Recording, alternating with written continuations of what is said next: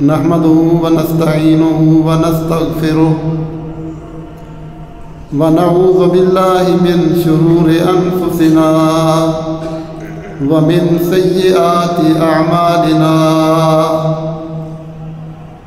من يهد الله فلا مضل له ومن يضلل فلا هادي له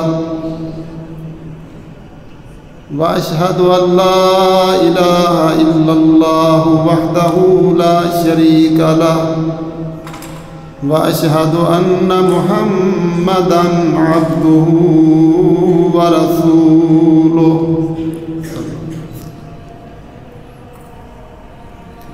أرسله بالحق بشيرا ونذيرا بين يدي الساعة من يطع الله ورسوله فقد رشد ومن يعص الله ورسوله فقد غوى وإنه لا يضر إلا نفسه ولا يضر الله شيئا نسأل الله ربنا تبارك وتعالى أن يجعلنا ممن يطيعه ويطيع رسوله ويتبع رضوانه ويجتنب سخطه فإنما نحن به وله أما بعد فإن خير الحديث كتاب الله وخير الهدي هدي محمد وشر الأمور محدثاتها وكل محدثة بدعة وكل بدعة ضلالة وكل ضلالة في النار أعوذ بالله من الشيطان الرجيم لتجدن أشد الناس عداوة للذين آمنوا اليهود والذين أشركوا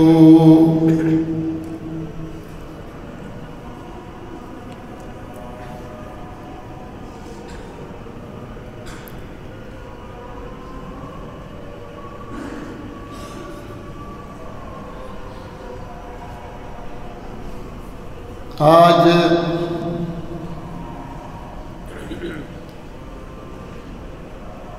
دنیا جس شہر کو مدینہ طیبہ کے نام سے جانتی ہے،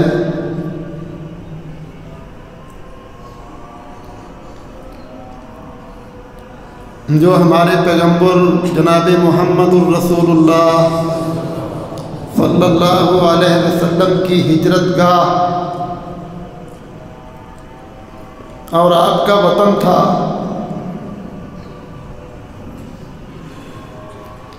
جس کے لیے نبی اکرم صلی اللہ علیہ وسلم نے اللہ سے دعائیں فرمائی تھی کہ اے اللہ حبب الینا المدینہ، مدینہ کی محبت ہمارے دلوں میں پیدا فرما،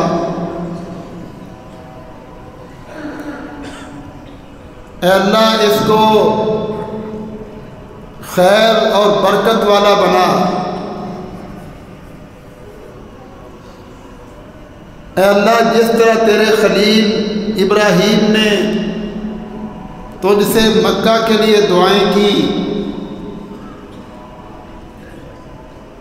میں تیرا حبیب تجھ سے مدینہ کے لیے دعا کرتا ہوں، جتنی خیر و برکت اللہ تو نے مکہ کو عطا فرمائی ہے، اس سے 2 گنا خیر و برکت مدینہ کو عطا فرما۔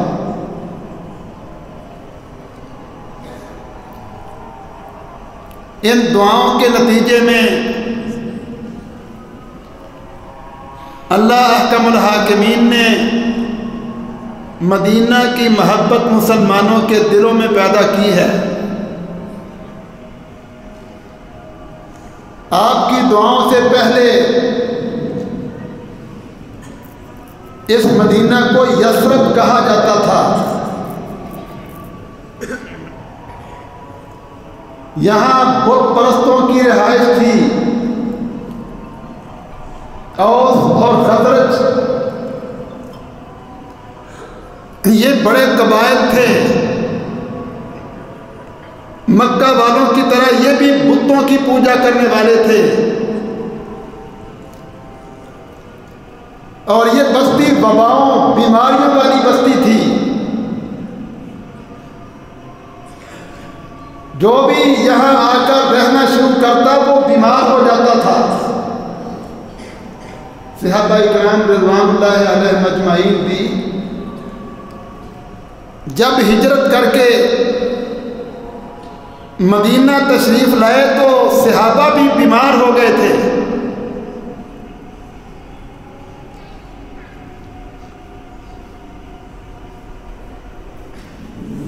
اس بستی یثرب میں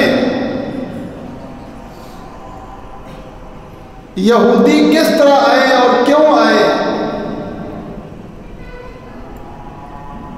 یہودیوں کا وطن مدینہ نہیں،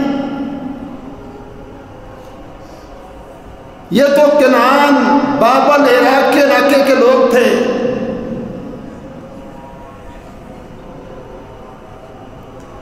مصر میں اور اس کے اطراف میں رہنے والے تھے۔ یہ یثرب میں کیوں آئے جو بیماریوں والی سرزمین تھی؟ خیبر میں آباد ہوئے، مدینہ کے قریب آباد ہوئے۔ اس کا سبب یہ تھا، اس وقت جو مذہبی یہودی تھے، اپنے مذہب کو سمجھنے والے، جو آوارہ بدمعاش بے دین یہودی ہیں، ان کی بات نہیں۔ یہودیوں کا جو مذہبی طبقہ تھا، جو ہدایت کا متلاشی تھا، جو دنیا میں گمراہی کے پھیلنے سے دل برداشتہ تھا، انہوں نے اپنی کتابوں میں پڑھا کہ جو گمراہی دنیا میں پھیل چکی ہے، اب اس گمراہی کو ختم کرے گا اللہ کا آخری پیغمبر، جس کا نام ہوگا محمد صلی اللہ علیہ وسلم، جس کی نشانیاں ہماری کتاب میں لکھی ہیں، ان کا نام، ان کے اوصاف، ان کی خوبیاں، ان کے ساتھیوں کی خوبیاں، اور جس علاقے میں پیدا ہوں گے اس علاقے کی نشانیاں، جہاں وہ ہجرت کر کے آئیں گے اس علاقے کی نشانیاں، پورا تعارف اللہ احکم الحاکمین نے ہمارے پیغمبر کا پہلی کتابوں میں درج کیا ہوا تھا۔ الذی یجدونہ مکتوبا عندہم فی التوراۃ والانجیل، قرآن مجید نے بیان کیا کہ انہوں نے اپنی تورات انجیل میں لکھا ہوا پایا۔ یہ نشانیاں پڑھ کے وہ مذہبی یہودی جو بزام خیش ہدایت کے متلاشی تھے، گمراہیوں کے سے دل برداشتہ تھے، انہوں نے یہ نشانیاں پڑھ پڑھ کے دنیا پر نظر دوڑائی کہ وہ کون سا علاقہ ہے، کون سا خطہ ہے جہاں اس نبی نے آنا ہے۔ تو اس نتیجے پر پہنچے کہ وہ کھجوروں والی زمین جہاں وہ نبی آئے گا، ہدایت کا دیا جلائے گا، دنیا سے گمراہی کا خاتمہ کرے گا، کفر اور شرک کو مٹا کر اللہ کا دین غالب کرے گا، وہ کھجوروں کی سرزمین ہے۔ اس تحقیق کے بعد انہوں نے اپنے اور اس بیماریوں والی کٹی پھٹی خشک پہاڑوں والی یثرب کی زمین میں آ کر آباد ہوئے۔ بات سمجھ آ رہی ہے؟ سوچ کیا تھی، نیت کیا تھی، اپنے علاقے چھوڑ کر یہاں کیوں آباد ہوئے؟ پھر انتظار میں بیٹھ گئے کب وہ نبی آئے، ہم اس پر ایمان لائیں، اپنی گمراہیوں کا خاتمہ کریں اور اللہ کے دین کے مطابق اپنی زندگی گزاریں۔ جب ہمارے پیغمبر جناب محمد الرسول اللہ صلی اللہ علیہ وسلم ہجرت کر کے مدینہ تشریف لے آئے، ان لوگوں نے سنا کہ ایک شخص آیا ہے جو اپنے آپ کو اللہ کا نبی کہتا ہے۔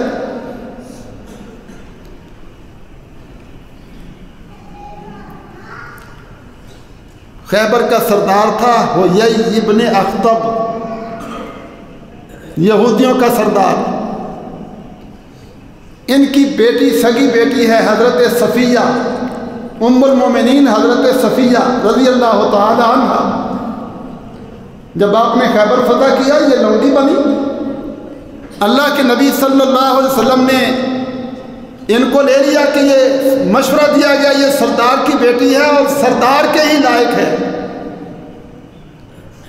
انہوں نے اسلام قبول کر لیا۔ آپ نے ان کو آزاد کر کے آزادی کو ہی حق میں مقرر کیا اور ان کو اپنی بیوی بنا لیا، یہ ام المومنین بن گئی۔ سگی بیٹی کا بیان ہے، فرماتی ہیں کہ میرے باپ نے حیی ابن اخطب نے جب سنا کہ ایک نبی آیا ہے تو اپنے بھائی یاسر کو بلایا۔ چھوٹا بھائی تھا میرا چچا یاسر، کہتے آؤ ہم نے سنا کہ ایک شخص آیا ہے جو اپنے آپ کو اللہ کا رسول کہتا ہے،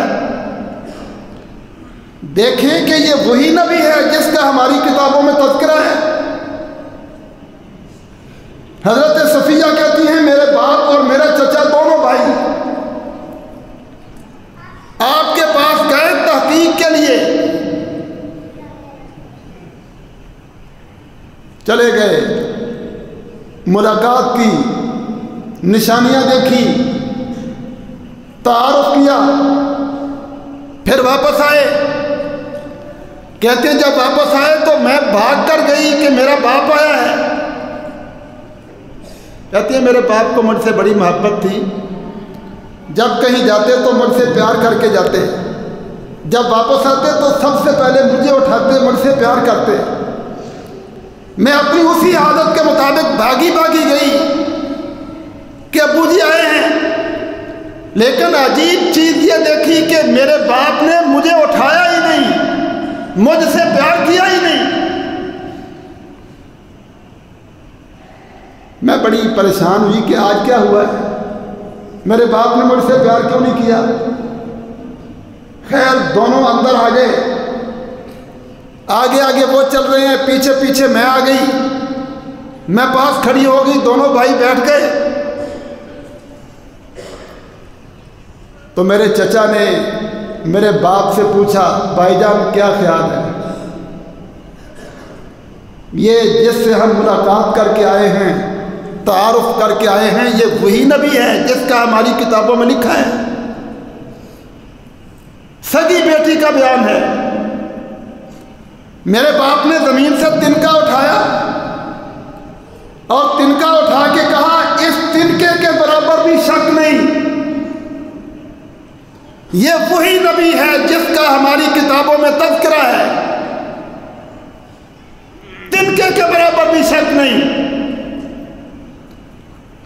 قرآن مجید میں اللہ احکم الحاکمین نے اس سے بھی بڑی بات بیان کی ہے، فرمایا الذین آتیناہم الکتاب یعرفونہ کما یعرفون ابناءہم، جن کو ہم نے کتاب دی، اہل کتاب یہودی عیسائی جو کتاب کو پڑھنے والے، کتاب کو سمجھنے والے تھے، وہ اپنی کتاب سے بڑھ کر اتنے ماہر، جب انہوں نے نبی کو دیکھا، ملاقات کی، تو اس طرح پہچان گئے جس طرح وہ اپنے سگے بیٹوں کو پہچانتے تھے،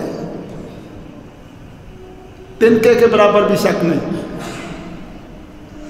تو میرے چچا نے کہا پھر ایمان لے آئیں، ان کے لیے تو ہم نے ہجرتیں کی ہیں، اپنے وطن چھوڑے ہیں، اپنے سرسبز و شاداب علاقے چھوڑے ہیں، ان کے لیے اس بیماریوں والے علاقے میں آئے ہیں، ان کے انتظار میں ہم نے بڑی قربانیاں دی ہیں، ان پر پھر ایمان لے آئیں، اپنی بدبختیوں کا خاتمہ کریں، اپنے آپ کو ایمان کے نور سے منور کریں۔ حضرت صفیہ سگی بیٹی بیان کرتی ہے کہ میرے باپ نے کہا نہیں، ایمان ہم نہیں لائیں گے۔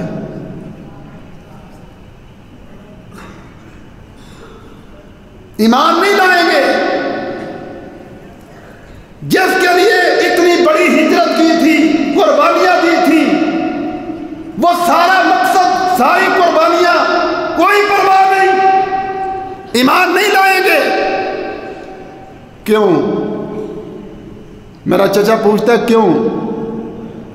تو میرا باپ جواب دیتا ہے اس لیے کہ ہم بنی اسرائیل ہیں، حضرت اسحاق کی اولاد سے ہیں، ہم یہ سمجھتے تھے کہ وہ آخری نبی جو ساری دنیا کی قیادت کرے گا، ساری دنیا کا امام بنے گا، ساری دنیا کا رہنما بنے گا، جس کا سکہ ساری دنیا پر چلے گا، ہم یہ سمجھتے تھے کہ وہ آخری نبی بھی ہمارے خاندان بنی اسرائیل سے ہوگا، اور اس کی وجہ سے پھر دنیا پر ہماری عزت ہوگی، ہمارے خاندان کی عزت ہوگی، ہمارا منصب بڑھے گا، ہم دنیا کے قائد بنیں گے، دنیا کے رہنما بنیں گے۔ لیکن اللہ نے اس آخری نبی کو بھیجا ہے تو ہمارے خاندان سے نہیں، بلکہ ہمارے تایا اسماعیل کے خاندان سے۔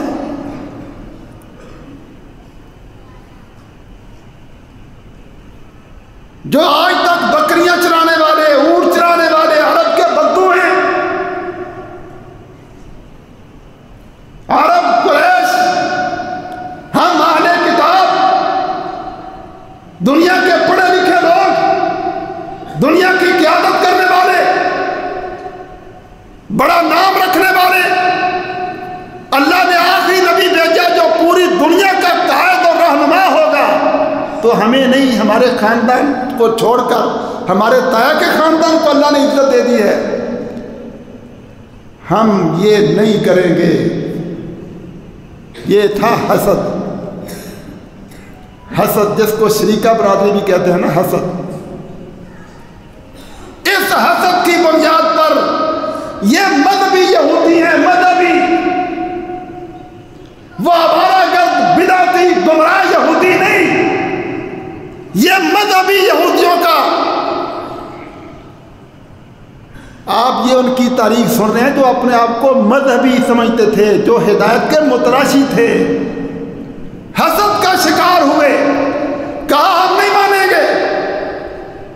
تو میرے چچا نے کہا کہ بھائی جان یہ اللہ کا فیصلہ ہے،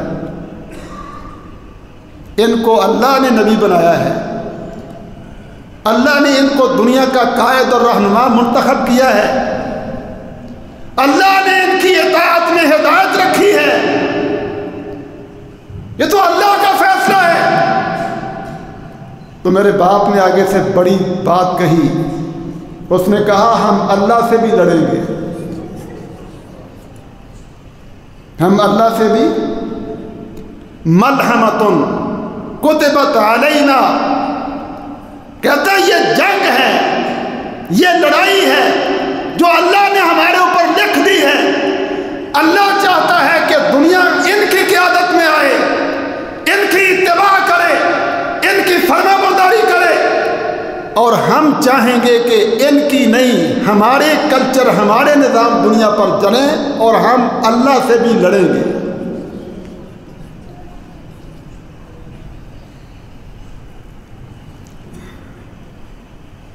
یہ وہی کردار تھا جو ابلیس نے اختیار کیا تھا۔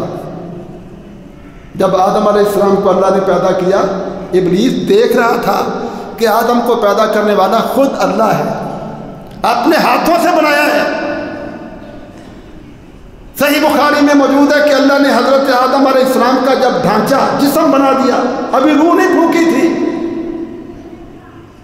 جنت کے صحن میں لٹایا ہوا ہے۔ فرشتوں سے کہا جاؤ جا کے دیکھو میں نے انسان کو پیدا کیا ہے۔ فرشتے ارد گرد گھوم کر چکر لگا کر دیکھتے رہے کہ اللہ نے انسان کو بنایا ہے۔ ابلیس کو کہا تو بھی دیکھ۔ ابلیس بھی چاروں طرف گھوم کر دیکھتا ہے۔ اس نے اپنی آنکھوں سے دیکھا، اتنا عبادت گزار تھا، مقرب تھا۔ پیدا یہ بھی جن بھی زمین کے لیے ہوئے تھے، لیکن یہ اپنے عبادت گزار ہونے کی وجہ سے آسمانوں پر بھی چلا جاتا تھا۔ جب اللہ نے پیدا کر کے زندہ کر کے حکم دیا کہ اس کو سجدہ کرو، اس کے دل میں بھی حسد پیدا ہو گیا تھا، میں سجدہ کروں، انا خیر منہ، میں اس سے بہتر ہوں۔ اسجد لمن خلقت طینا، اللہ جس کو تو نے مٹی سے بنایا میں اس کو سجدہ کروں۔ وہ ساری عبادات، ساری ریاضتیں، وہ قرب، آسمانوں پر جانا، اللہ کی عبادت، تقویٰ سب ختم ہو گیا حسد کی وجہ سے۔ اور اتنا سخت حسد اس کے دل میں آیا، اس نے نہ اللہ کی حیا کی، نہ اپنے ماضی کو دیکھا۔ اللہ احکم الحاکم نے پوچھا نا، ما منعک ان تسجد لما امرتک، حکم میں نے دیا ہے، میرا حکم سن کر بھی تو سجدہ نہیں کر رہا، کس نے تجھے روکا ہے؟ کہتا نہیں کروں گا، تو مجھے مہلت دے قیامت تک، میں اس کو ذلیل کروں گا، اس کو گمراہ کروں گا۔ تو نے اس کو میرے اوپر فضیلت دی ہے، میں اس کو گمراہ کروں گا۔ آج تک ابلیس اپنے اس حسد پر، اپنے ضد پر، اپنی دشمنی پر کھڑا ہے اور قیامت تک کھڑا رہے گا۔ وہی کردار یہودیوں نے اختیار کیا۔ حضرت صفیہ بیٹی بیان کرتی ہے، میرا چچا کہتا ہے یہ اللہ کا فیصلہ ہے، کیا اللہ کا حکم بھی نہیں مانو گے؟ حیی بن اخطب نے کہا ہاں ہم اللہ سے بھی لڑیں گے، نہ ان کو اللہ کی حیا، نہ حقیقت اور سچائی کی حیا، حسد کی بنیاد پر دشمن بنے اور صرف محمد الرسول اللہ صلی اللہ علیہ وسلم سے ہی دشمنی نہیں، اللہ سے بھی دشمنی پا دی۔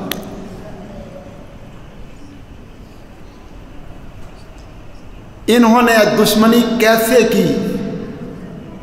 دشمنی کی بنیاد کیا تھی کہ دنیا پر محمد الرسول اللہ کو نہیں چلنے دیں گے صلی اللہ علیہ وسلم۔ ان کا نظام، ان کا دین، ان کی لائی ہوئی ہدایت دنیا پر نہیں چلنے دیں گے، بلکہ دنیا پر ہم اپنے نظام چلائیں گے۔ دنیا ہمیں بڑا پڑھا لکھا سمجھے گی، ہمارے پیچھے چلے گی، ترقی، عزت، وقار ہماری فرما برداری میں سمجھے گی، اور محمد صلی اللہ علیہ وسلم کے پیچھے ہم دنیا کو نہیں چلنے دیں گے۔ یہ ہے بنیاد۔ اس کام کے لیے انہوں نے کیا طریقہ اختیار کیا، کیسے دشمنی کی، کیسے اسلام کو پیچھے کرنے کے منصوبے بنائے، کیسے نبی اکرم صلی اللہ علیہ وسلم سے لوگوں کو دور کرنے کے منصوبے بنائے، کیسے اپنے کلچر نظام دنیا پر مسلط کرنے کے منصوبے بنائے۔ 3 چیزیں میں بیان کروں گا آج۔ یہودیوں کے منصوبے، اسلام دشمنی میں، محمد الرسول اللہ صلی اللہ علیہ وسلم کی دشمنی میں، اللہ کے دین کو روک کر اپنے نظاموں اور کلچروں کو دنیا پر چلانے میں 3 منصوبے ان کے۔ پہلا منصوبہ یہ، انہوں نے کہا دنیا کی معیشت پر، کاروبار پر، تجارت پر اپنا کنٹرول مضبوط کرو۔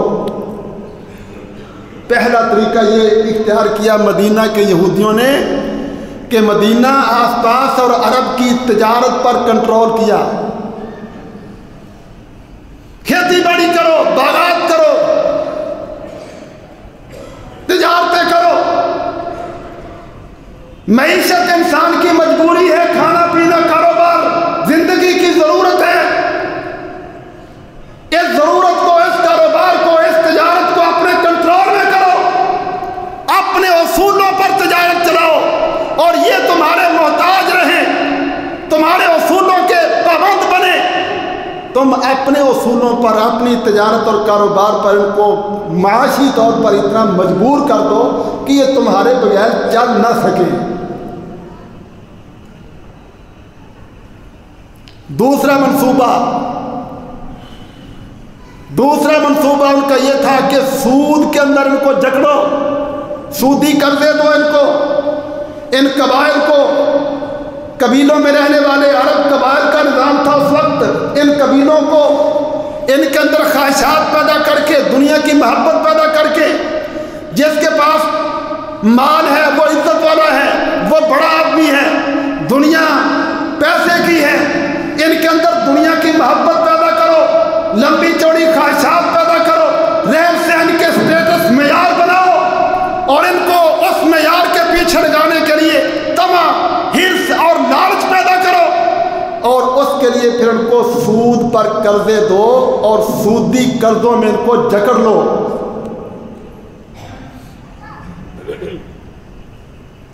جب یہ تمہارے مقروض ہوں گے، سود میں بندھے ہوئے ہوں گے، تو یہ پھر تمہارے بغیر کہیں نہیں جا سکیں گے، تمہارے سامنے رکاوٹ بول نہیں سکیں گے. دوسرا منصوبہ اور یہودیوں نے یہ بنایا کہ سودی قرضوں میں ان کو جکڑو. اور تیسرا منصوبہ ان کا یہ تھا مدینہ کے یہودیوں کا اسلام کا مقابلہ کرنے کے لیے. تیسرا منصوبہ یہ تھا کہ ان کو آپس میں لڑاتے رہو، ان قبائل کو آپس میں لڑاتے رہو، غیبتیں کرو، چغلیاں کرو، لگائی بجھائی کرو، ان کے اندر نفرتیں پیدا کرو، اونچ نیچ پیدا کرو، لڑاؤ ان کو، بھڑکاؤ. پھر جب یہ آپس میں لڑیں پھر تمہارے پاس آئیں گے قرضہ لینے کے لیے، تو ان کو قرضے بھی سود پر دو، ان کو اسلحہ بھی بیچو. اس طرح لڑا کے ایک دوسرے کے مقابلے پر کھڑا رکھو، سودی قرضوں میں جکڑ کے رکھو اور معاشی طور پر اپنے ہاتھ میں سارا نظام رکھو. یہ 3 منصوبے اختیار کیے تھے مدینہ کے یہودیوں نے نبی اکرم صلی اللہ علیہ وسلم کا مقابلہ کرنے کے لیے. بات سمجھ آ رہی؟ ہمارے پیغمبر جناب محمد الرسول اللہ صلی اللہ علیہ وسلم نے ان کا پھر کس طرح مقابلہ کیا؟ ہمارے نبی کا حکم تھا اللہ کا کہ آپ نے دنیا سے گمراہی اور کفر شرک کے نظام ختم کر کے اللہ کا دین غالب کرنا ہے. اس راستے میں جو گردنیں تنی ہوئی نظر آئے ان کو توڑنا ہے. دنیا پر کسی کا حق نہیں، یہ زمین، یہ آسمان، یہ ساری کائنات اللہ کی ہے اور دنیا پر حکم بھی اللہ کا قائم کرنا ہے. لَهُ الْخَلْقُ وَالْأَمْرُ. آپ نے دنیا کو حقائق بتائے، علم دیا، جہالتوں کی گمراہیوں کو دور کیا، لوگوں کو سمجھایا کہ لوگوں سوچو تمہیں پیدا کرنے والا کون ہے، تمہیں زندگی جوانی دینے والا کون ہے. جس زمین پر چلتے پھرتے ہو، مکان بناتے ہو، کاروبار کرتے ہو، یہ زمین کس نے پیدا کی ہے؟ یہ آسمان کس نے بنائے ہیں؟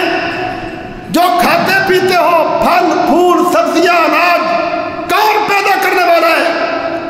تمہارے لیے دن اور رات کو پیدا کرنے والا کون ہے؟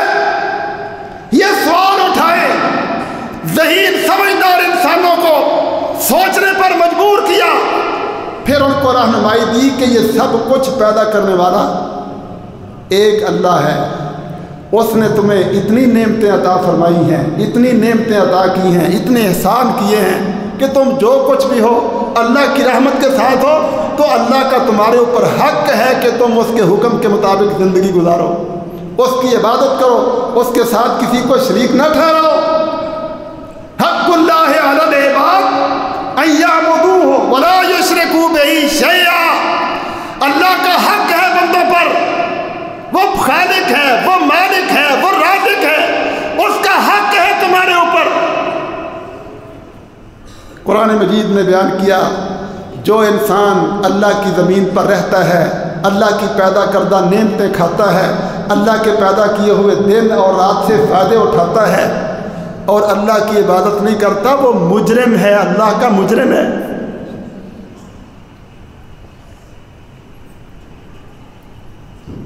قیامت والے دن اعلان ہوں گے وَامْتَازُوا الْيَوْمَ أَيُّهَا الْمُجْرِمُونَ، اور مجرموں الگ ہو جاؤ۔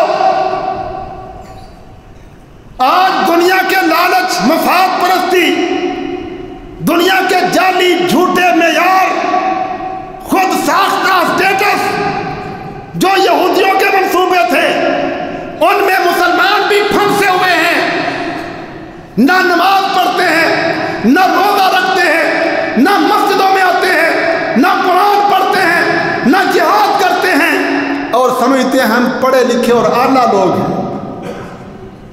یہ مجرم ہے، مجرم، اللہ کے مجرم، اپنے خالق اور مالک کے مجرم، پیدا کرنے والے کے مجرم۔ نعمتیں کھانے کا بڑا شوق ہے، کھانے کا بڑا شوق ہے، پھل بھی لے آؤ، گوشت بھی لے آؤ، فلاں بھی لے آؤ، دنیا کے وسائل سے بڑا فائدہ اٹھائیں گے، لیکن جس رب نے یہ نعمتیں پیدا کی ہیں اس رب کی عزت نہیں کرتے۔ یہ پڑھے لکھے اللہ لوگ نہیں، یہ مجرم ہیں، اللہ کے مجرم ہیں۔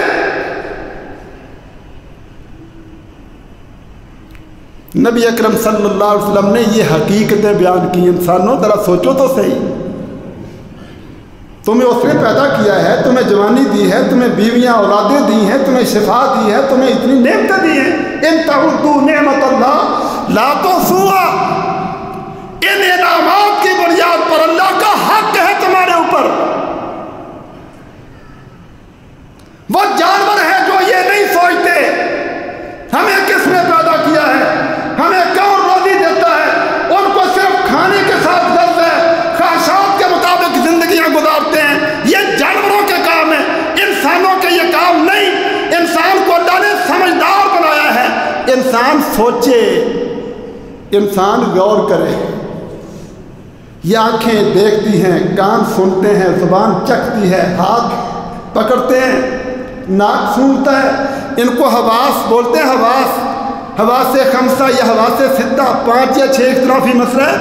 یہ احساس کر کے دماغ کو بتاتے ہیں کہ یہ چیز میں نے دیکھی ہے، یہ میں نے سنی ہے، یہ میں چکھ رہا ہوں۔ دماغ دل کو بتاتا ہے، دل اس کے اوپر غور و فکر کرتا ہے۔ یہ تفکر، تدبر، اللہ فرماتے ہیں آیات لقوم یعقلون، آسمانوں کو دیکھو، زمینوں کو دیکھو، بارشوں کے نظام دیکھو، زمین کا پیداوار اگانے کا نظام دیکھو، یہ کتنی کائنات تمہارے سامنے ہے۔ لا آیات، یہ بڑی بڑی نشانیاں ہیں، لقوم یعقلون، ان لوگوں کے لیے جن کے پاس عقل ہے۔ غور کرو، افلا یتدبرون اولم یتفکرون۔ اور یہ غور فکر عقل کیا ہے کہ آنکھیں دیکھتی ہیں، کان سنتے ہیں، حواس کے ذریعے بندہ محسوس کرتا ہے۔ یہ حواس، ان کا تعلق دماغ کے ساتھ ہے، یہ دماغ کو بتاتے ہیں، دماغ پھر دل کو اطلاع دیتا ہے اور دل اس کے اوپر سوچتا ہے، غور و فکر کرتا ہے، یہ کیا چیز ہے، کس نے بنائی ہے، مفید ہے یا نقصان دہ ہے۔ یہ دماغ کا دل کو بتانا، دل کا اس کے اوپر غور و فکر کر کے علم حاصل کرنا، یہ ہے تدبر، تفکر۔ یہ جانوروں میں نہیں، جانوروں کو کھانے پینے سے غرض ہے۔ یہ انسانوں کے اندر اللہ نے صلاحیتیں پیدا کی ہیں کہ انسان چیزوں کو دیکھتا ہے، سنتا ہے، محسوس کرتا ہے تو اس پر غور و فکر کرے کہ یہ کس نے بنائی ہے، کون بنانے والا ہے، میرے لیے مفید ہے یا نقصان دہ ہے، فائدے دیکھے، نقصان سے بچے، عقل دانائی والا راستہ اختیار کرے۔ اور جو لوگ یہ نہیں کرتے وہ اور انسانوں میں، جانوروں میں کیا فرق ہے؟ اللہ کے نبی نے دعوت دی، عقلوں کو بیدار کیا۔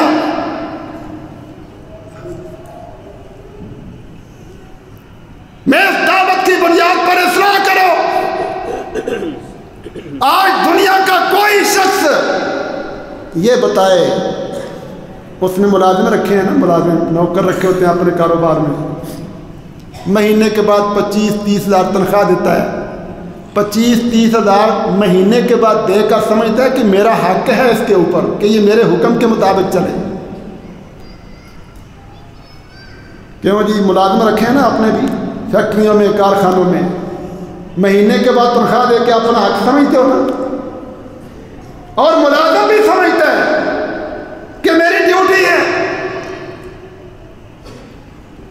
جو مہینے کے بعد 20-30 ہزار دے کے اپنا حق سمجھتا ہے، تو ذرا اس مثال کو اوپر والے درجے پر لے کے جاؤ۔ اللہ نے تمہیں تنخواہوں پر تو نہیں رکھا ہوا،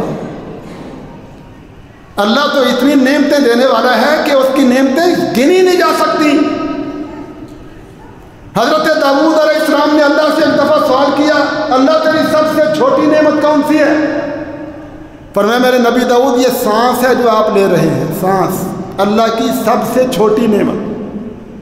حضرت داؤد علیہ السلام کی آنکھوں سے آنسو جاری ہو گئے، اللہ یہ سب سے چھوٹی نعمت ہے جس پر ہماری زندگی کا دار و مدار ہے؟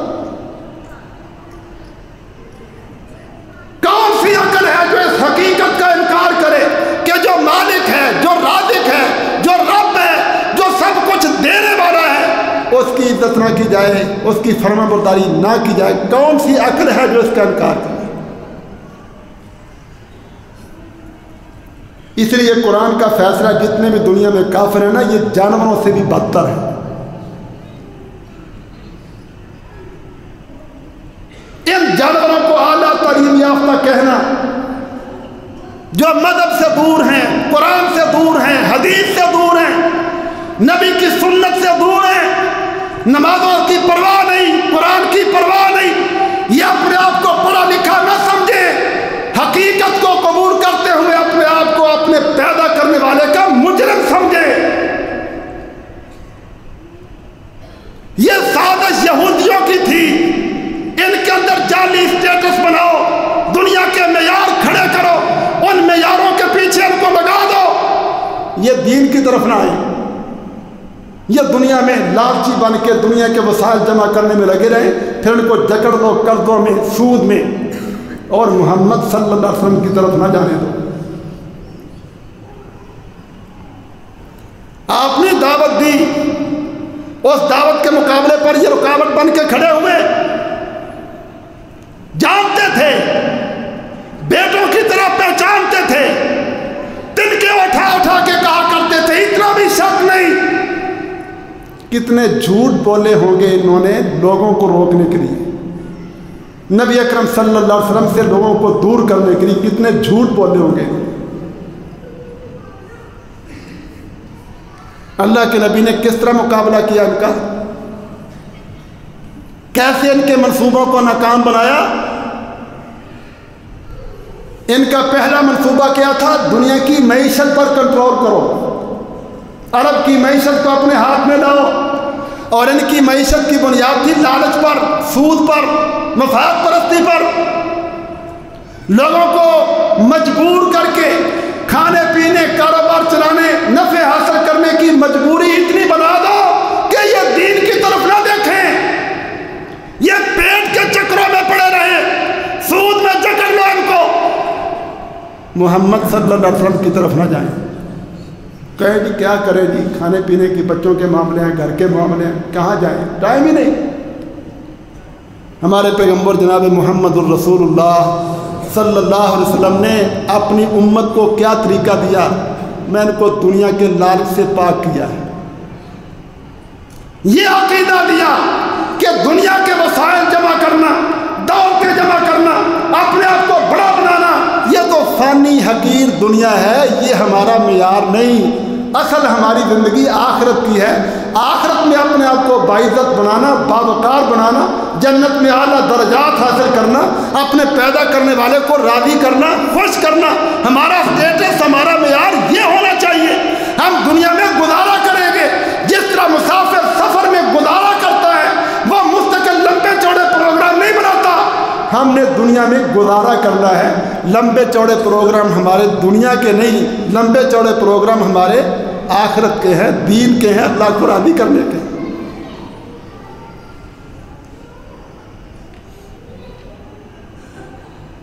تجارت، کاروبار پیسہ کمانے کے لیے نہیں، دولتیں جمع کرنے کے لیے نہیں۔ تجارت بھی کرو تو اس اصول پر، یہ سننا ذرا اسلام کا تجارت کا اصول کیا ہے۔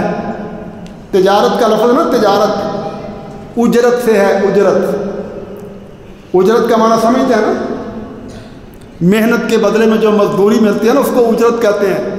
تجارت اجرت سے ہے۔ اسلام یہ تاجروں کو، کاروبار کرنے والوں کو یہ رہنمائی دیتا ہے، تاجروں کس نیت پر تم نے تجارت کرنی ہے؟ تو میں سنو، اللہ نے وعدہ کیا ہے کہ زمین پر جتنے بھی انسان ہیں سب کو رزق میں نے پہنچانا ہے۔ ما من دابۃ فی الارض الا علی اللہ رزقها، زمین پر چلنے والی جتنی بھی مخلوقات ہیں، انسان ہیں، ان کو رزق پہنچانا اللہ کے ذمہ ہے، اللہ کی یہ ذمہ داری ہے۔ اب زمین پر دیکھو، کچھ چیزیں اس علاقے میں پیدا ہوتی ہیں، اس علاقے میں نہیں ہوتی، کچھ یہاں پیدا ہوتی ہیں، اس علاقے میں نہیں ہوتی۔ ساری زمین ہر قسم کی چیزیں پیدا کرنے کے قابل نہیں۔ کوئی زمینیں سبزیاں اگاتی ہیں، کوئی فصلیں اگاتی ہیں، کوئی پھلوں سے لدی ہوئی ہیں، کسی علاقے میں کچھ پیدا ہوتا ہے، کسی علاقے میں کچھ پیدا ہوتا ہے۔ اور اللہ کا وعدہ کیا ہے کہ میں نے یہ ساری چیزیں سارے انسانوں تک پہنچانی۔ تو پھر بندوں کو اللہ نے پابند کیا ہے کہ تم اٹھو، جن علاقوں میں وہ چیزیں پیدا ہوتی ہیں ان علاقوں میں جاؤ، وہ چیزیں وہاں سے خرید کے اٹھا کے لاؤ، جہاں نہیں پیدا ہوتی وہاں لا کے اپنی دکانیں بنا کے، مارکیٹیں بنا کے رکھو، ان لوگوں کو وہ چیزیں گھر کے قریب ملیں۔ اور نیت کیا رکھو کہ ہم اللہ کی مزدوری کر رہے ہیں، اللہ کی غلامی کر رہے ہیں، اللہ کی نوکری کر رہے ہیں، ہم نوکر ہیں اللہ کے۔ اللہ کے وعدے کو پورا کرنے کے لیے ہم اپنی صلاحیتوں کو، جوانیوں کو استعمال کر رہے ہیں کہ اللہ کے بندوں تک وہ نعمتیں پہنچیں جو پہنچانے کا اللہ نے ذمہ لیا ہوا ہے۔ اپنے آپ کو اللہ کا نوکر سمجھو۔ ہاں، تم جاتے ہو، سفر کرتے ہو، خرید و فروخت کرتے ہو، سرمایہ لگاتے ہو، محنتیں کرتے ہو، اس سفر، اس محنت کے عوض میں نفع لے لو، منافع لے لو، لیکن بیسیکلی بنیاد یہ ہے کہ تم نے انسانوں کی خیر خواہی کرنا ہے، اللہ کی نوکری کرنا ہے، لالچ کی بنیاد پر نہیں۔ فرمایا جو لالچ کی بنیاد پر کاروبار کریں گے اللہ کبھی ان کو برکتوں سے نہیں نوازیں گے، جو خیر خواہی کی بنیاد پر کاروبار کریں گے اللہ ان کو برکتیں عطا فرمائیں گے۔ یہ ہے اسلامی تجارت۔ تاجر اپنے آپ کو یہ نہ سمجھے میں مالک ہوں، میں جو مرضی کروں۔ تو مالک نہیں، تو نوکر ہے، اللہ کا نوکر ہے۔ مارکیٹ میں بیٹھا ہوا، بازار میں بیٹھا ہوا، پلازے میں بیٹھا ہوا، اس کی سوچ یہ ہونی چاہیے کہ میں مالک نہیں، میں سرمایہ دار نہیں، میں اپنے رب کا نوکر ہوں، اللہ کی نوکری کر رہا ہوں کہ اللہ کے بندوں تک یہ چیزیں ان کے گھر کے قریب مہیا کر رہا ہوں تاکہ میرا رب مجھے دیکھے کہ میرے وعدے کو پورا کرنے کے لیے میرا بندہ اپنی جوانی کو، اپنی صلاحیتوں کو استعمال کر رہا ہے۔ اس لیے اللہ کے نبی نے فرمایا تھا تاجر الصادق الصدوق الامین، وہ تاجر جو سچائی کے ساتھ، دیانتداری کے ساتھ، امانتداری کے ساتھ تجارت کرتا ہے، اللہ نے جس طرح کی خالص نعمتیں پیدا کی ہیں اسی طرح کی خالص نعمتیں اللہ کے بندوں تک پہنچاتا ہے، ملاوٹیں نہیں کرتا، جعل سازیاں نہیں کرتا، دھوکے نہیں کرتا، فراڈ بازیاں نہیں کرتا، اللہ کا نوکر بن کے خالص چیزیں لوگوں تک پہنچاتا ہے دیانت و امانت کے ساتھ۔ میں قیامت والے دن یہ نبیوں کے ساتھ ہوگا، صدیقین، شہداء اور صالحین کے ساتھ ہوگا۔ ہمارے نبی نے اصلاح کی، بھی انصاف کیے۔ تم نے دنیا کی دولتوں کو معیار نہیں بنانا، جعلی اسٹیٹس قائم نہیں کرنے۔ تم تجارتیں کرو ہمدردی خیر خواہی کی بنیاد پر، اللہ کی نوکری کرتے ہوئے، اور لالچ میں آ کر، طمع میں آ کر، لمبی چوڑی امیدیں خواہشیں پیدا کر کے میں مکان بناؤں گا ایسا کہ لوگ دیکھیں، میں شادی کروں گا اس طرح کی کہ لوگ دیکھیں، میں کپڑے پہنوں گی اس طرح کے لوگ دیکھیں، میں جوتا خریدوں گا کہ لوگ دیکھیں۔ یہ زمانہ جاہلیت کے گندے معیار جو یہودیوں نے پیدا کیے، انسانوں کو اسلام سے دور رکھنے، دنیا کا کیڑا بنانے کے لیے، زندگیاں برباد کرنے کے لیے، فانی دنیا کے اندر برباد کرنے کے لیے جو اسٹیٹس پھیلا کر لوگوں کے دین دشمنی کی ہے، تم نے یہ اسٹیٹس نہیں اپنایا۔ سادگی اختیار کرو۔ ہمارے نبی نے ہمیں طریقہ دیا یہودیوں کی سازشوں کا مقابلہ کرنے کے لیے۔ اپنے کاروبار میں، رہن سہن میں، دنیا کی زندگی میں لالچ نہیں، جعلی معیار نہیں، سادگی اختیار کرو، سادگی۔ یہ فانی دنیا ہم نے گزارنی ہے، ہمارا کھانا پینا ہماری ضرورت ہے، مکان ہماری ضرورت ہے، ہمارے بچوں کی ضرورت ہے، گھر والوں کی ضرورت ہے۔ اس کو ضرورت سمجھ کے بغیر لالچ کے کریں گے، امانت دیانتداری سے کریں گے، اور اصل ہماری زندگی دنیا میں محمد الرسول اللہ کی فرما برداری میں گزرے گی صلی اللہ علیہ وسلم۔ سادگی پیدا کی۔ سود کے متعلق یہ ذہن دیا کہ یہ سود اللہ اور اس کے رسول سے اعلان جنگ ہے۔ اللہ سے اعلان جنگ ہے۔ یہودیوں نے کیا کہا تھا؟ ہم اللہ سے لڑیں گے، اور لڑنے کے لیے کیا منصوبے بنائے تھے؟ سود کو پھیلائیں گے، لوگوں کو سودی کاروبار میں، قرضوں میں جکڑیں گے۔ اللہ نے قرآن میں ہمیں کیا سوچ دی کہ سود اللہ سے اعلان جنگ ہے۔ اللہ کے رسول سے اعلان جنگ ہے۔ فَأَذَنُوا بِحَرْبٍ مِّنَ اللَّهِ وَرَسُولِهِ۔ اگر تم سودی معاملات سے باز نہیں آتے تو پھر اللہ اور اس کے رسول کے ساتھ اعلان جنگ ہے۔ میں سود کی 70 سے اوپر شاخیں ہیں، سب سے چھوٹی شاخ اتنی خوفناک، اتنا بڑا بھیانک جرم، جس طرح کوئی اپنی سگی ماں سے منہ کالا کرتا ہے، سب سے ادنا درجے کا سود۔ اور جو بڑے بڑے سود ہیں، کتنے خوفناک یہ جو جرائم ہیں، ان جرائم میں، ان گناہوں میں مبتلا کیا یہودیوں نے۔ ہمارے نبی نے مقابلے کیے ان کی سازشوں کے۔ لالچ سے باز آ جاؤ، دنیا کو اپنا معیار نہ بناؤ، دنیا میں گزارا کرنا ہے، اور سادگی اختیار کرو، اور آپس میں نہ لڑو۔ انما المؤمنون اخوہ، مومن کلمے کی بنیاد پر بھائی بھائی ہیں۔ کوئی کسی سے حسد نہ کرے، غیبتیں حرام، چغلیاں حرام، بدگمانیاں حرام، کسی کو نقصان پہنچانے کی سوچ حرام۔ ہر بڑے کی عزت کرو، ہر چھوٹے سے محبت کرو، چلتے پھرتے السلام علیکم السلام علیکم کہو، کوئی کسی کو دھوکہ نہ دے، کوئی کسی سے جھوٹ نہ بولے۔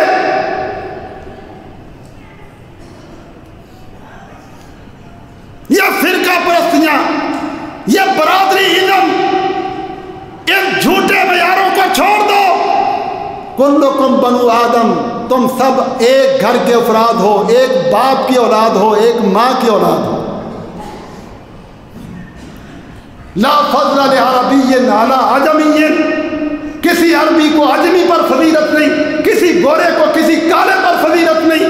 فضیلت اگر ہے تو وہ تقویٰ کی بنیاد پر ہے، ایمان کی بنیاد پر ہے۔ ان اکرمکم عند اللہ اتقاکم۔ تینوں ان کے منصوبوں کے مقابلے میں نبی اکرم صلی اللہ علیہ وسلم نے جو تربیت کی صحابہ اکرام کی، وہ یہ تھی تینوں اصول۔ آپس میں لڑائیاں نہیں کرنی، دنیا کو معیار عزت نہیں بنانا، لالچ طمع میں نہیں جانا، اور سود کی طرف نہیں جانا۔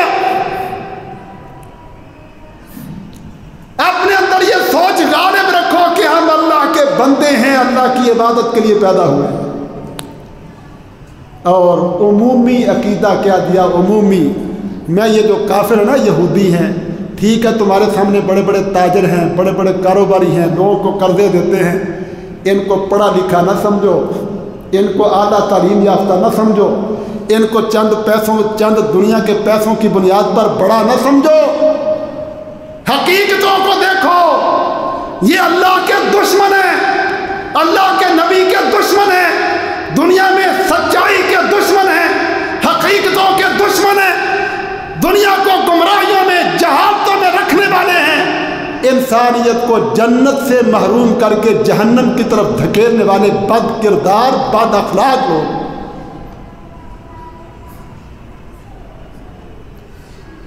بات سمجھائیے، آج بھی مسئلے وہی ہیں۔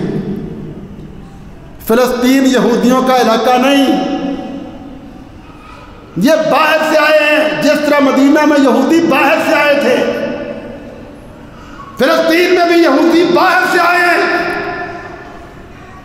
آج بھی ان کے منصوبے وہی ہیں، معاشی نظام ان کے کنٹرول میں، سود کا نظام دنیا کے اوپر وہ مسلط کرنے والے ہیں۔ IMF حکومتوں کو قرضے دے دے کر، ملکوں کو سود پر قرضے دے دے کر جکڑا ہوا انہوں نے ملکوں کو، دنیا کو اسٹیٹس بنا دیا ہمارے لیے، جس کی کوٹھی بڑی ہے، جس کا بینک بیلنس بہت زیادہ ہے، جس کے پاس وسائل زیادہ ہیں، وہ بڑا آدمی ہے۔ ہماری کیا سوچ ہے؟ بڑا آدمی ہے جی، اس کے پاس اتنی 2-3 مربع اس کی زمین ہے، 4 کنال میں اس کی کوٹھی ہے، اتنی مہنگی اس کی گاڑی، ہمارا یہ معیار ہے۔ زبانیں باہر نکل آتی ہیں کسی دنیا دار کو دیکھ کر، ہم ایمان کی بنیاد پر کبھی سوچتے نہیں کہ یہ تو جاہل آدمی ہے، نہ قرآن پڑھتا ہے نہ نماز، اس کو تو اپنے رب کی پہچان نہیں۔ اگر ہماری سوچ درست ہو جائے، ہم دنیا داروں کو دیکھ کر متاثر نہ ہوں، بلکہ ہمارے دلوں میں ترس آئے ان کے اوپر، یہ قابل رحم لوگ ہیں، ان بے وقوفوں کو اتنی عقل نہیں کہ ان کو پیدا کرنے والا اللہ، ان کو زندگی دینے والا اللہ، ان کو نعمتیں دینے والا اللہ، اور ان بدبختوں کو اپنے مالک کا ہی پتہ نہیں۔ آج بھی سازشیں وہی ہیں، یہودیوں نے دنیا کی معیشت پر کنٹرول کیا ہوا ہے، اصول ان کے، تجارتی اصول ان کے، اور ہمارے مسلمان جکڑے ہوئے ہیں۔ کون ہے آج جو خیر خائی کی بنیاد پر تجارت کرتا ہے؟ لالچی۔ اگر غصہ نہ کرے تو آج دنیا میں سب سے زیادہ بد اخلاق اور بد کردار ہمارا یہ تاجر طبقہ ہے، اللہ ہمیں معاف کرے۔ چند ٹکوں کے لالچ میں بے ایمانیاں کرنا، ملاوٹیں کرنا، جال سازیاں کرنا، دھوکے دینا، جھوٹ بولنا، انہی لوگوں کا کام ہے نا۔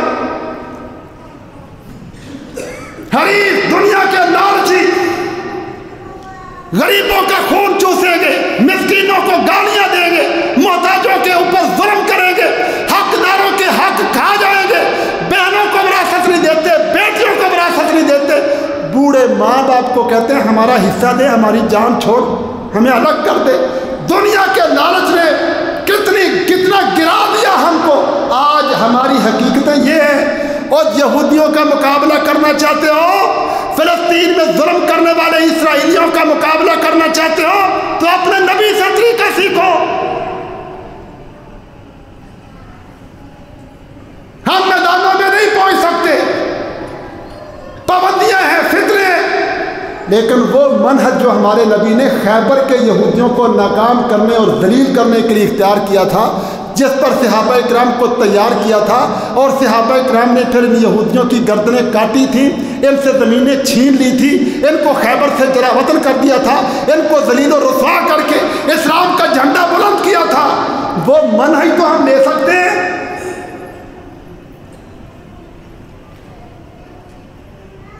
یہ کیسے بولے اسرائیل کے خلاف جو سود لیتے ہیں، سودی قرضوں میں جکڑے ہوئے ہیں، جن کی زندگی کے معیار دنیا داری کے ہیں، جو آپس میں آج وہ ملکوں کو لڑاتے ہیں، مسلمان ملکوں کو لڑاتے ہیں، پھر سود پر قرضے دیتے ہیں، پھر اسلحہ بیچتے ہیں۔ یہودی صلیبی اکیلا اسرائیل نہیں، ان کے پیچھے اسلام دشمنوں کا پورا ٹولہ ہے۔ الکفر ملت واحدہ، اللہ کے نبی نے فرمایا کفر کا کسی بھی انداز کا ہو، اسلام کے مقابلے پر وہ ظالم ایک ہے، یہودی ہوں،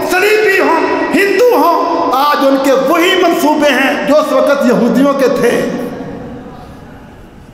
آج جس نے کوئی فیکٹری لگانی ہے کہتا ہے بینکوں سے پیسے لے لو، لون ساری دنیا لیتی ہے جی۔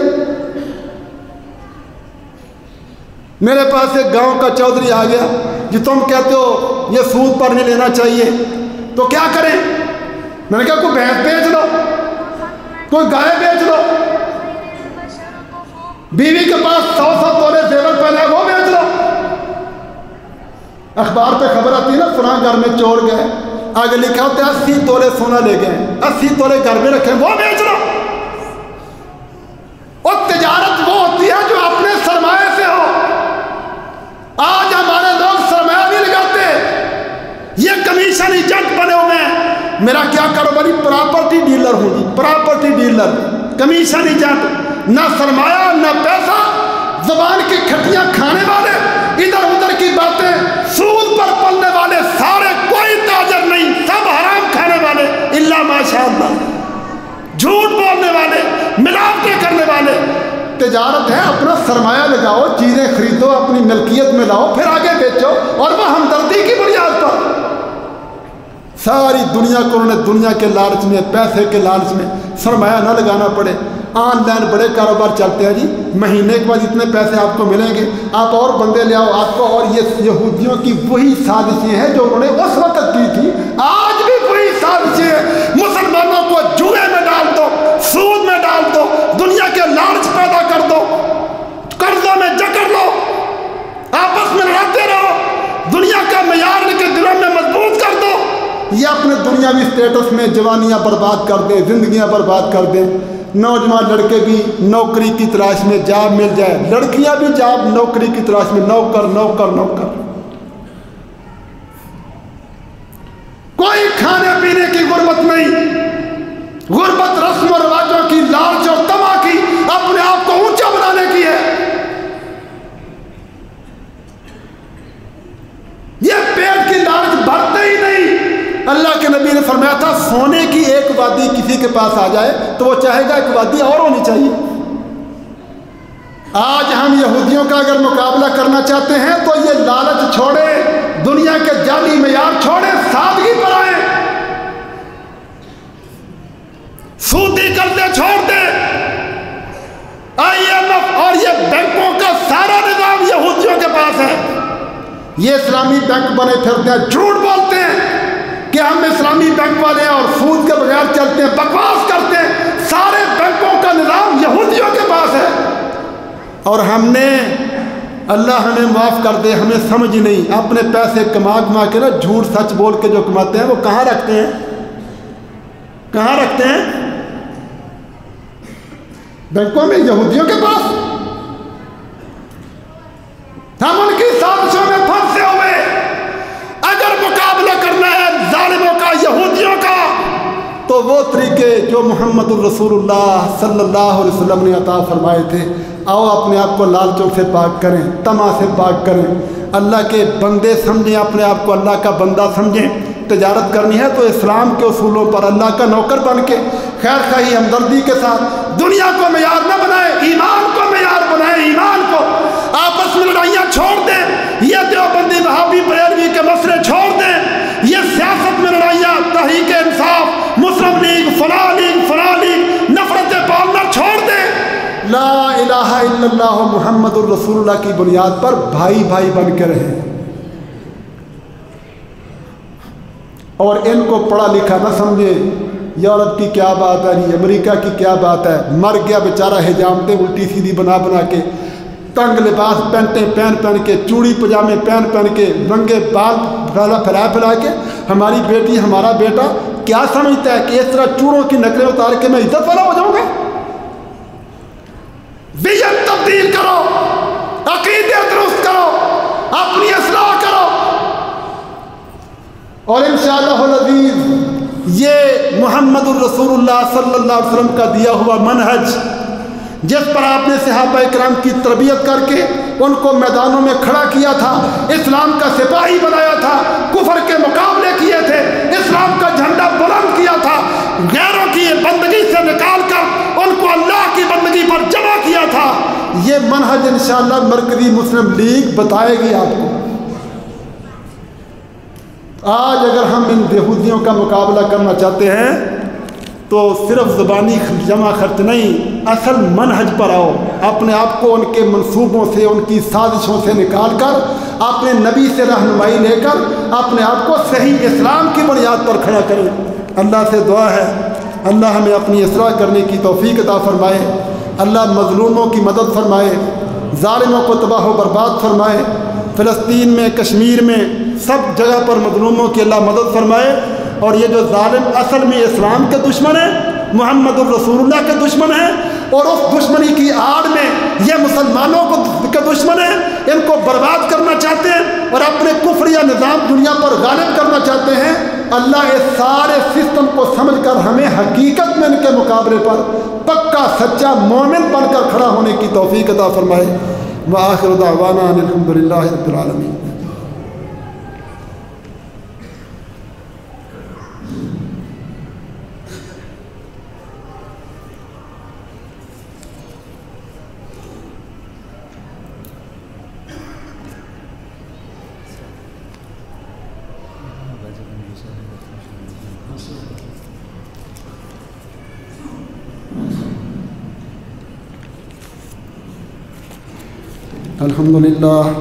الحمد للہ نحمده ونستعینه ونستغفره ونعوذ باللہ من شرور انفسنا ومن سیئات اعمالنا من يهد الله فلا مضل له ومن يضلل فلا هادي له واشهد ان لا اله الا الله وحده لا شريك له واشهد ان محمدا عبده ورسوله اللهم صل على محمد وعلى آل محمد كما صليت على إبراهيم وعلى آل إبراهيم إنك حميد مجيد اللهم بارك على محمد وعلى آل محمد كما باركت على إبراهيم وعلى آل إبراهيم إنك حميد مجيد۔